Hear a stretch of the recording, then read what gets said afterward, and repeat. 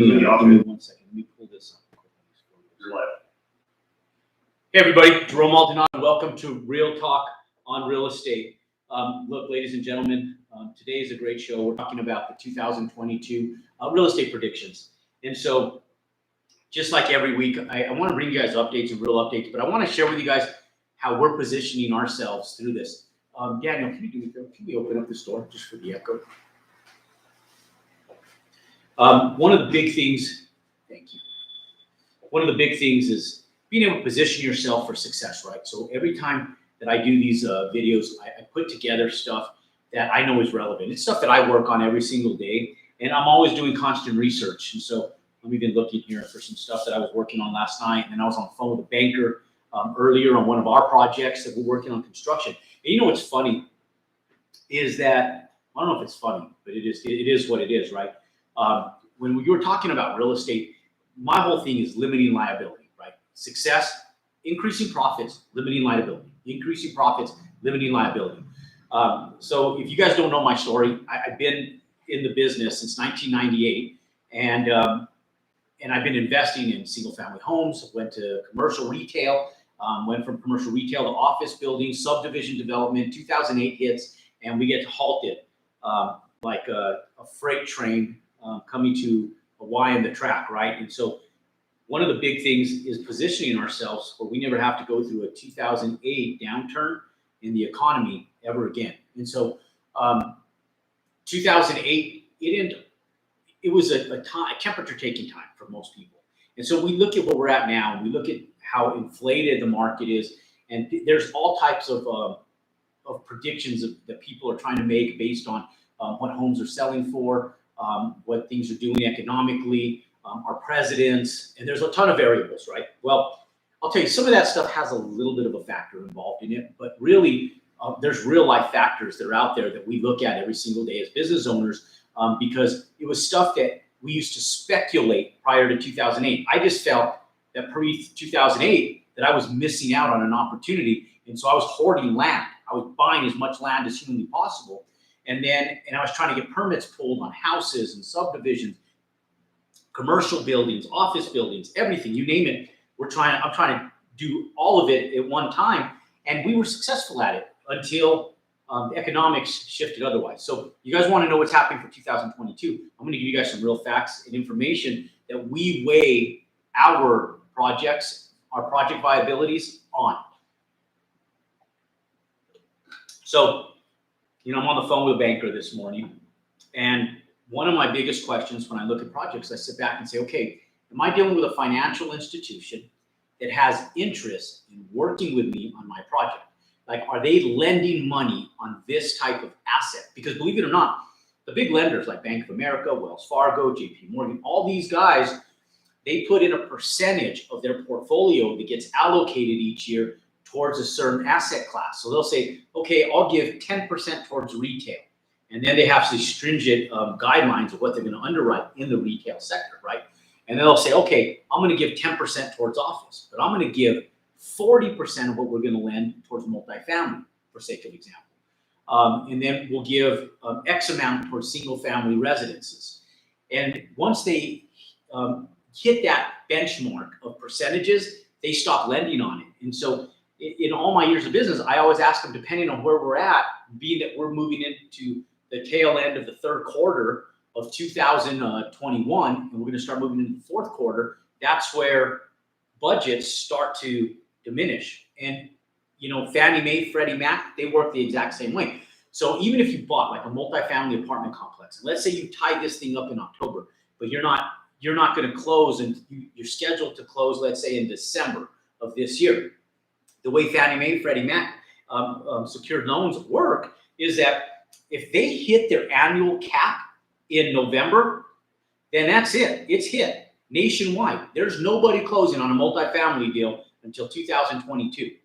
Okay, and so same thing happens with banks and financial institutions. So right now, toward moving into the third quarter, moving out of the third quarter into the fourth quarter coming up, it's like a race to try to get things done so that we can hit the funding parameters before they hit their benchmarks and their deadlines.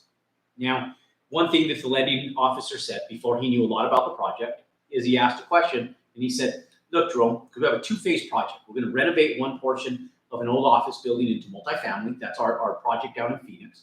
And then the phase two, we're going to be doing, doing new construction. We're going to be building vertical, new real estate. We have a total of 60 units that are new construction, and we have 44 units that are going to be renovated into multifamily of pre-constructed asset that we're going to renovate. Now, we have lending on that project already, and we already have the asset secured, and we're already getting ready to break ground. But I sat back and said, okay, we want to make sure that we have the best lending and the cheapest money that we can buy. So we explore options to be able to make the project more viable financially for all of us, right? And so one of the big things is I asked him, I said, hey, are you guys lending on this type of asset class right now for new construction? They said, yes. He said, but Jerome, based on phase one and phase two, he goes, I'm going to see where you guys are at the end of phase one. And then if the market all goes to hell before the end, by the time we get to phase two, we may or may not lend on it. We're going to underwrite it for the whole thing, but we may or may not lend on it.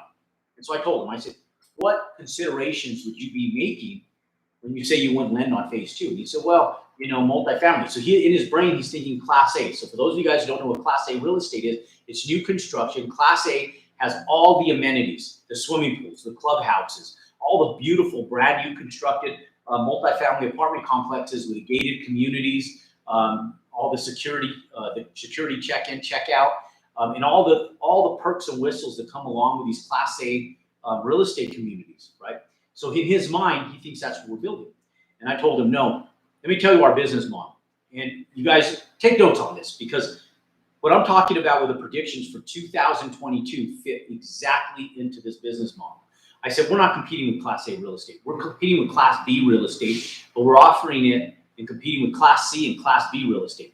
And so real estate ratings for asset classes in retail, multifamily, all of it is graded just like you've been graded your entire life from kindergarten to 12th grade and even into college with an A, B, C, D, F grading system. And so when you think of an A plus in school, that's the best, right? That's the best quality. Well, that's the latest, greatest, the best quality apartment complex you can build. So we're building Class A real estate because it's new construction, but we're stripping out all the amenities and we're making it affordable. So instead of charging people for a one-bedroom apartment $2,000 a month, or for a two-bedroom apartment $2,500, $2,800 a month, we go in and we're renting one-bedroom apartments for $1,000 a month. So it's affordable housing that people can go after. Now, if the economy shifts, what happens is people start moving out of these Class A apartments because they need to save $1,000 a month. Would you rather move into a Class A from a Class A apartment into a piece of shit, or would you like to move into something that is new construction, gives you all the perks and whistles in regards to the new amenities, but you don't have all of the pools and fancy stuff that they have in all the Class A? So we're able to strip out those amenities, take out the elevators, and build up these units to what the code will allow us to, put in simple fire sprinklers in there, and give them a brand new product. All the latest and greatest technology as far as the product itself, but we strip out the finished amenities like swimming pools, clubhouses, and the pool tables and all that stuff. And then you go from $2,500 a month to $1,000 a month, but you still have new quality construction.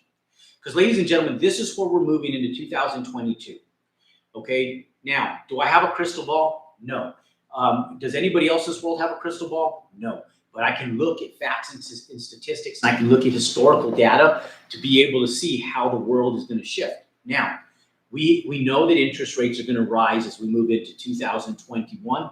I mean, out of 2021 into 2022. How do we know this? Because we've already seen that skewed on the graph, where we started off at 5% interest rates pre-pandemic. We saw them drop all the way into the 2% range, 2.5, 2.8, and then they went all the way back up to 3.5%, and now they've dropped back down into the high 2s, low 3% interest rates. Now, we're projected to see interest rates as high as 5% before the end of this year. We have the pandemic is going full circle again, so anybody that's watching the news know that there's a Delta form of the corona that they're concerned about. How that affects the moratoriums, we'll wait and see. I know that we just got implemented another mask mandate, and so we're pivoting back to where we were in the early part of this year and tail end of last year. So we'll see how that stuff unfolds. But there's some unforeseen variables in there that are still going to affect the market. So we see interest rates raising. We see moratoriums where there's still 1.7 million people that are exercising the forbearance moratoriums on rentals and mortgages. And these people are going to have to pony up some money and come to the table when all of this settles, and the dust settles. Right now we have till September. Okay, so they got it extended a couple more months, but that's embarking on our back door right now. So will they extend it? Will they not? We don't know this. At some point in time between now and the tail end of the year, by the time everybody gets their vaccinations or this whole pandemic variant stabilizes, we'll see where the forbearances end by the end of 2021. But my prediction is that they will, at the very worst case scenario, be completely gone by the end of 2021. So we have 1.7 million people that we have a question mark up there. Now, is that going to settle the market? Are we going to have an abundance of inventory on the market at that time? The answer is no. And here's why. Ladies and gentlemen, I did a 10-year single-family housing market data analysis, okay, looking back, and actually I went back all the way to 1970, okay? So every 10 years, from 1970 to 1979, there was 11 million homes that were built in that 10-year period, okay? Now, from 1980 to 1989, there was only 9.8 million homes built in that 10-year period. From 1990 to 1999, in the 1990s, 10.7 million homes were constructed. Now, from 2000 to 2009, this was pre-recession, 12.6 million homes were built. Now, ladies and gentlemen, from 2010 to 2019, there has only been 6.5 million homes that have been built in the last decade. So what does that mean? That means that we have an inventory crisis, okay? Now, these are real national statistics on how many homes were built. Why did we only build 6.5 million homes when on average we were building 11 million homes per decade over the 40 years prior to this past decade? And the reason is the financial crisis of 2008. Builders went out of business, banks took a beating, financial institutions, mortgage lenders. And so all of this happened in 2008. So right after that decade ended in 2009, we had a ton of builders that went bankrupt, and the ones that didn't got conservative, including myself, okay? Because we took on debt, we took on risk, and we had to weather that storm. It took us it took us 2 years of really hard take of 2 years, 2009, 2010. It was a grind to get out of it. And then it really took us 5 years to season out of it. So it wasn't until 2013, 14 that we really were able to go, okay, we're out of it. All of the bad shit is gone. And now it's time to rekindle and let's start making some moves. And then mentally, it took a couple of years to be able to get through it. And I know what these builders went through because I lived it. And I sat back, I got conservative. And by 2016, I sat back and I talked to my wife and I said, you know what? This is bullshit. We haven't made asset growth since pre-recession. I feel like our net worth is the same amount as it was pre-recession. Now, it felt that way, but it wasn't. We landed up getting mass appreciation of a bunch of D-class real estate that we bought in Phoenix back in 2009 and 10 and 11.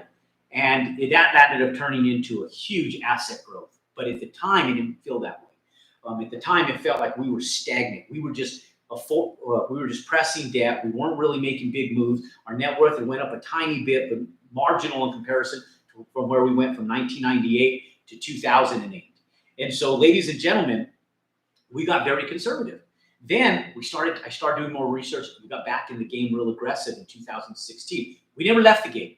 We still facilitated business. We were in the game the entire time.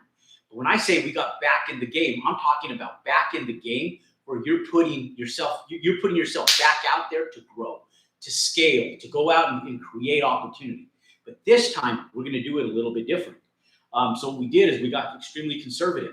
And so, ladies and gentlemen, what's happened is that not only myself, along with the mass majority of the American population that felt the 2008 recession, got conservative. And that is what has created the dip in the amount of homes that were constructed. So in the last decade, 6.5 million homes. Ladies and gentlemen, today, just to fill the void in the lack of inventory, we need 6.8 million new homes built. And if we only stay on the track with what we did in the last decade, it's going to take us 10 years just to fulfill the need that we have today. That doesn't include any of the growth. Now, ladies and gentlemen, people sit back and they go, okay, the baby boomers, and everybody talks about the baby boomers. And I'm going to sit back and I'm going to explain this to you guys. Okay, let's research this, because I'm going to tell you guys, I'm going to give you guys some factual information as we run through this. Okay, let's see how many U.S. baby boomers there are.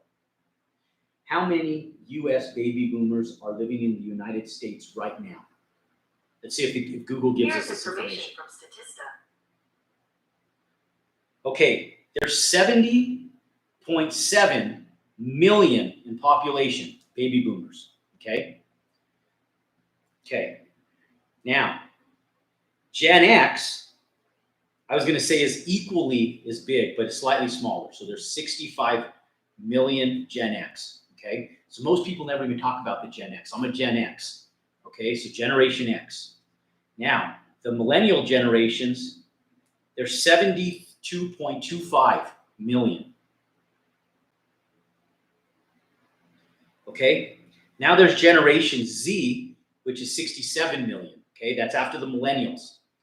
Okay. Now the Generation Z are people that are born from 1997 to 2012.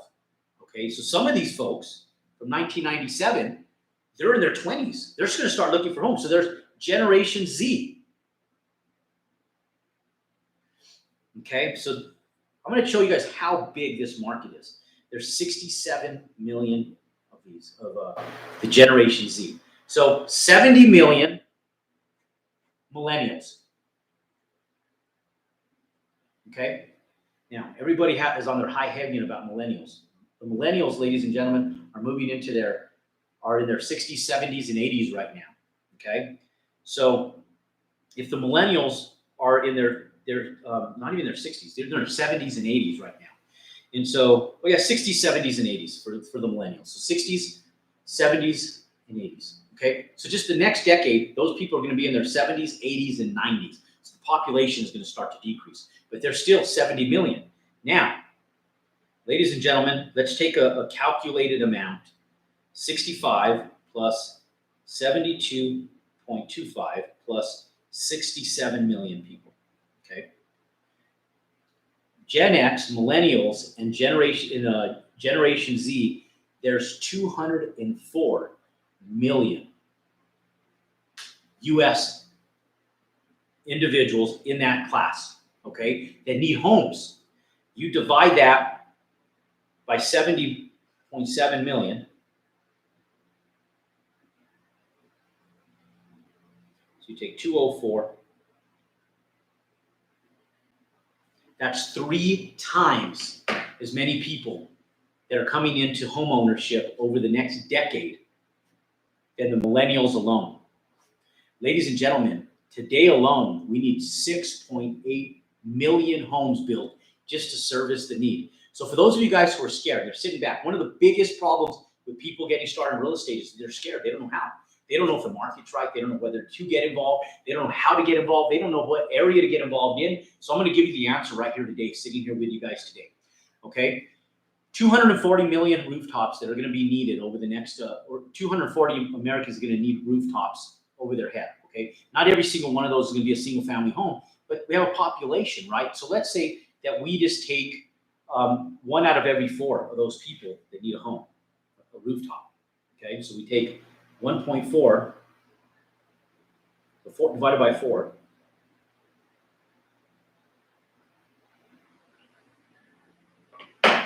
So over the next decade, we're going to need something like 20 to 30. So we need 51 million over the next decade. So we're going to need something like 51 million homes.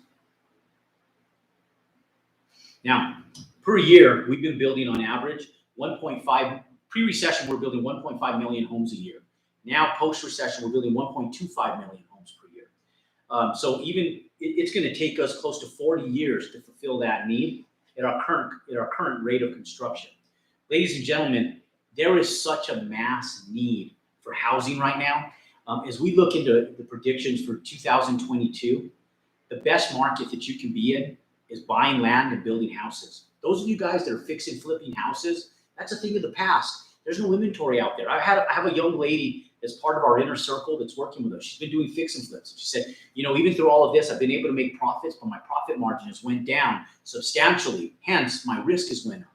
But in spite of that, I have a business model that works, and I'm making money, but I could just make so much more money if I bought land and built houses. Because as long as there's an inventory crisis, ladies and gentlemen, there's going to be a need there's going to be an increased inflation of housing prices. Rents are going to go up. And I'll tell you guys, what's happened with the pandemic is going to plateau things. It's going to prolong things a little bit. So 2021, even 2022, I think we're going to see a hike, and then we're going to see a plateau. And then as we start to heal and we start to bandage our wounds from the pandemic, and really our unemployment rate starts to go back down and things really start to smooth out in the restaurant industry, people go back to work, where we're having a huge crisis for the lack of labor out there to afford businesses, we'll start seeing that stabilize into 2022. But then as we move into 2023 and people in our economics start to really get back intact and people really get back to work, the moratoriums are gone. The pandemic is a thing of the past, and we learn how to live through it, just like we do the common flu and all the other catastrophic illnesses that have happened over the course of time. We're going to start seeing price hikes in rent, inflation in single-family home dwellings, because there's not enough out there, ladies and gentlemen. And so how do we create a solution to this? You know, I had a mentor years ago, and he said, Jerome, to get wealthy, you have to do a couple things.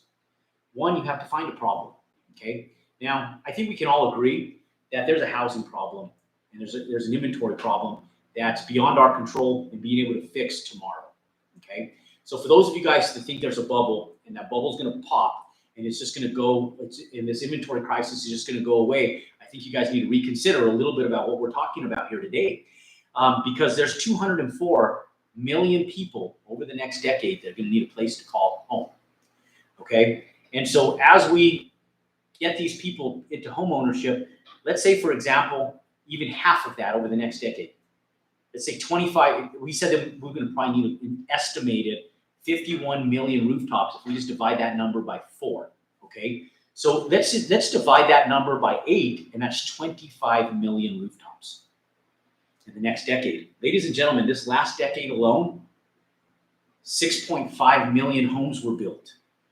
There's no way that we're going to go from 6.5 to 25 million rooftops over the next 10 years. So, ladies and gentlemen, we're not going to be able to fix this with the current amount of builders, the current amount of investors.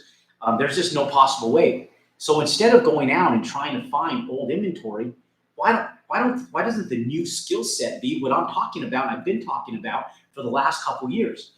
Buy land, build houses. And then you really want to sell a problem, you really want to get bold, you can get wealthy. You can make millions of dollars and become a self-made millionaire by buying land and building houses over the next 5 years if you follow my game plan. If you follow our business model, you can become a millionaire over the next 5 years just buying land and building houses. Now, you're a millionaire, but you're working a job. Buying land, building houses, you're working a job. I still do it today, right? And we've made millions upon millions of dollars. But you know what I do with that money?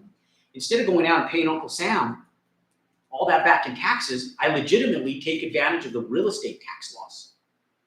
And I say, okay, let me deploy this money into a larger asset. Let's expense this through our business into going out and creating solutions to this problem. Because just like my mentor told me years ago, you find a problem, okay? So you find a problem. Now, you want to get wealthy, you find a massive problem, national or worldwide problem, and you find a solution to it, okay? Now, I can't solve the lack of housing. You can't either. But together as a team, we can get wealthy trying. And what better way to go out and give back to the nation into creating affordable housing for people? And what better way to get wealthy? By doing something positive. And the biggest variable is you. Can you put in the time to learn what it takes to go out and create housing for people create more rooftops for these 204 million people over the next 10 years that are going to be needed. Can you do that? Now, you can't do it independently, but what if you just went out over the next decade, you just built 100 homes or 50 homes, and on each home you made $100,000. Ladies and gentlemen, that's more money than you'll ever make doing anything you're doing, working a job 9 to 5 right now. And the hardest house to ever build is the first one. And so I was talking to my wife this morning, and it was funny because my wife knows the game, right? She doesn't work in the game, but she's been a part of the game. We've been together for over 20 years, and we've been married for 15 this September, right? So I sit back and I tell my wife, look, we're doing some multifamily stuff, and we've got some partnerships going on. We're talking about project delegation between partners and how we're allocating workload, amongst all the partners. And one of the partners said, hey, I'm busy. I'm actually building out a couple homes. And so that's going to take a lot of my priority. And I said, oh my God, the multifamily deal is a whole different breed. I could build 2 homes with my eyes closed. And so it's funny. I went and told my wife this, and we were just talking in normal day-to-day conversation. And my wife's like, it doesn't take no work to build 2 houses. And that's coming from a woman that sees it from the outside, as an outsider looking in. She's been a part of it on a day-to-day basis, but she knows how much of my time gets allocated to buying land and building houses. I do it part-time, ladies and gentlemen, part-time. And we make millions of dollars every year buying land and building houses part-time. So what I'm telling you is, I tell my kids this. I say, look, I don't care what you do for a living. You can go to college, you can become a teacher. You can go to college, you can become a doctor. You can not go to college and pick up a trade if you want to. That's up to you. I encourage them to go to college because I think the social skills and the social part of college is very important for their upbringing and for the wisdom and being able to speak to people, what it gives you. Plus, what's the rush in growing up, right? Once you become an adult and you start working, you have the rest of your life to be an adult, but you only have this much of a window to be a kid. But I tell my kids, in spite of what you do, the rest of your life, there's one thing you need to learn how to do that Daddy does, and that's the real estate game. First of all, you need to learn how to buy land and build houses, because then, even my daughter, I tell her, look, some of the best builders are women. Some of the best builders that buy land from me and that I've encountered are women, even more so than men. They're more apt to putting better quality products in them, the finished build because of the trim outs and their innate, their keen feel and innate way of being able to know what type of colors of tiles, curtains, trim out items that most men don't know how to do. They're typically more successful than men. And so some of the best builders, I tell my daughter, I say, look, this way I know that no matter what you do for a living, if you just do 1 home a year and you make just over $100,000, $130,000 a year on top of what you make professionally, I know you're taken care of. But I said, you really should learn the commercial space, because once you learn about multifamily, multi-unit real estate, it's life-changing because it gives you freedom and flexibility. So what we do is we take the money that we make in single-family homes, and we deploy it into multifamily. We build a new construction, ladies and gentlemen. And so people sit back and say, okay, well, that takes too long. It takes too long for entitlements, for water, getting permits, getting designs and all that stuff. Follow me here. We have an inventory crisis right now, and I'm doing a prediction on 2022 and moving forward, okay? So you sit back, you buy an apartment complex at a sub 5% cap rate, because that's what they're selling for in most affluent areas right now. Sub 5%. That means lower than 5% capitalization rate. That means that if you paid cash for that asset, if you went in and you paid $5 million for that asset, you're going to make 5% on your money. So if you finance a good percentage of it and you put 30% of your own money into the deal, on that 30% that you finance, you're making 5% on your money. Okay. Now, we are going to see mass appreciation in rents. But when you get a tenant in there, they sign a lease. And in that lease, it holds them to that lease amount based on that rent for 6 months to a year, depending on the lease duration. So if you have 100 units, for sake of example, you typically get a 5% change of tenancy every single month, 5%. Okay? So every month, 5% of your tenancy changes. Okay? So divided by 100, how many months does that take? That's 20 months to revolve 100% of your tenants in that apartment complex. Okay, so it's going to take you 20 months. Okay, so just shy of 2 years. And so you're going to buy the asset, you're going to stabilize the asset, you're going to take 20 months. So in essence, by the time you get in, you make changes, you do some renovations, you're a minimum of 2 years into this deal. And so now how much can you truly make in increases? Maybe you get to a 10% cap rate if you're lucky, 12% if you're really lucky.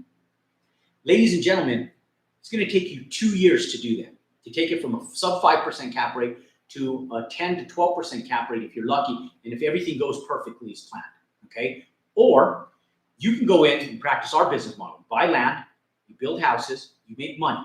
You take that capital and you deploy it into multifamily, into a down payment of acquiring land. Because all you need to do is acquire the land. Once you've acquired the land, now you can build out an apartment complex with institutional money at a very low interest rate.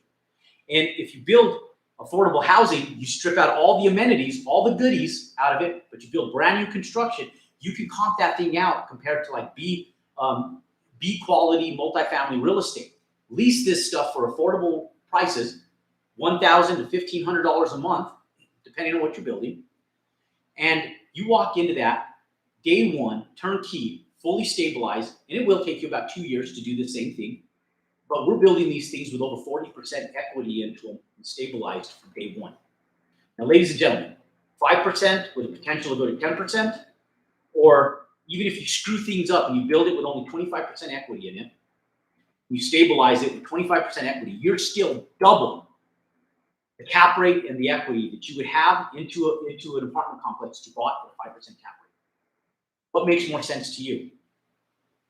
So I've picked buying land, building houses, deploying it tax deferred or tax free into multi-unit real estate. Tax free only if you keep the asset, right? It's more tax deferred because if you sell that asset, you have to capitalize your gains and pull it back out.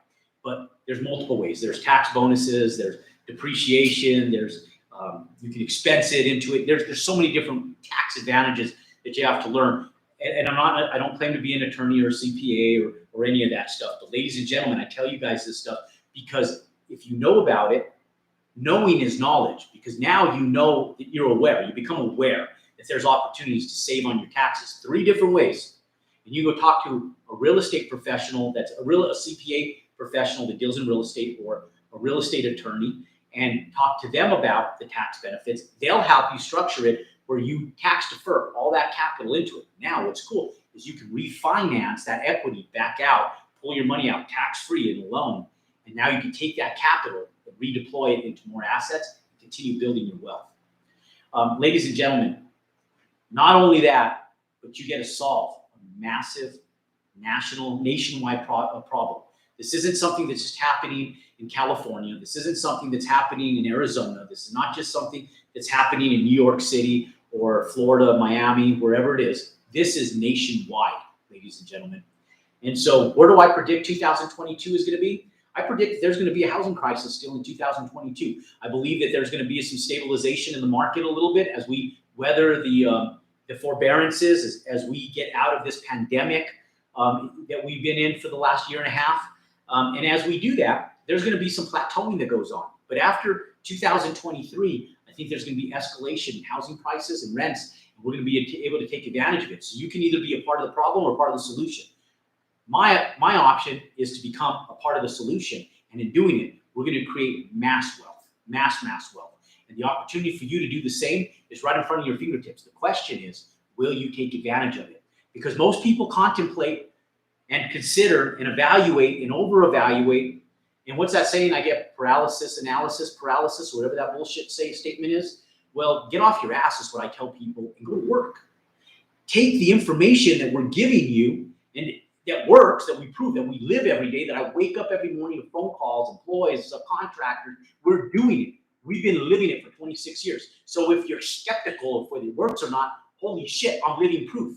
And ladies and gentlemen, I didn't grow up with a silver spoon in my mouth. I grew up in an average middle-class family that my mom and dad got my ass up every morning by my mom pulling up the shades and saying, get your ass up. It's Saturday morning. It's time to clean house. Get your ass up. It's time for school. And after school, we went and played sports. And after sports, we went and worked a job.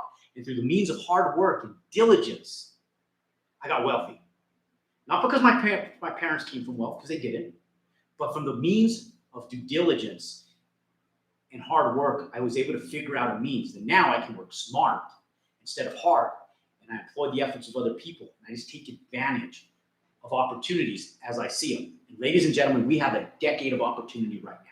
You want to know where you need to be in 2022? You need to be buying land and building houses so that in 2023, you could be buying land, building multifamily apartment complexes so that you can have passive residual income for the rest of your life.